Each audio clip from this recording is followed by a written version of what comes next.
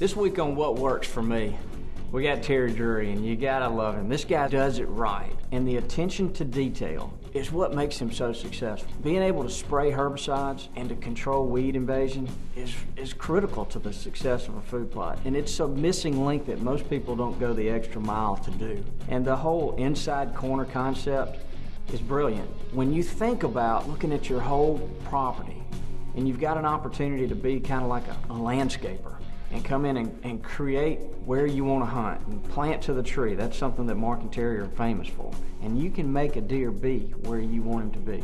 Terry's a master at it. Let's watch what he's up to this week. Well, you know, we can speak with confidence what really has worked for us. Something that in particularly has worked for me very, very well is creating these inside corners. You know, we call it food plot architecture, and there's a method to our madness. We've been utilizing it now for quite some time. But to be able to capitalize on those inside corners, it takes a great amount of work.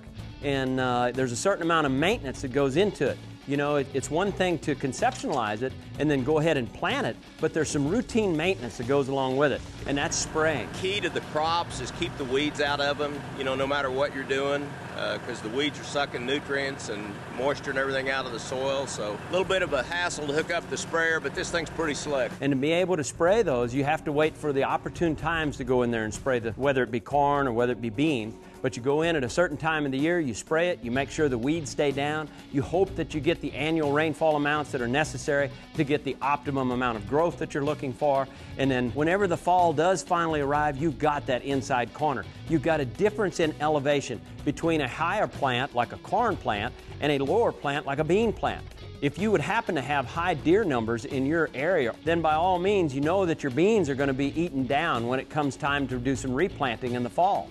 So don't kick that idea out and say, hey, my plan didn't work, then go back in and plant another food source. And that's what we do. When the beans start turning colors, and if they've been eaten down all the way to the ground, then by all means, go back in there and plant a BioLogic Maximum or BioLogic Green Patch Plus, a product that you still have that inside corner and you still have that height difference. The difference between a corn plant and the difference between a low plant like Maximum. Maximum will at least give you more tons of forage to the acre, so you still have that that optimum when it comes to food there in the fall. It's going to last you throughout the entire fall and on into the late season. And we had a lot of luck with those inside corners on several different occasions.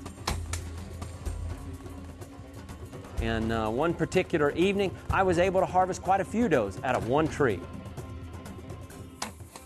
It doesn't happen often, but every once in a while it will. And it did work for me.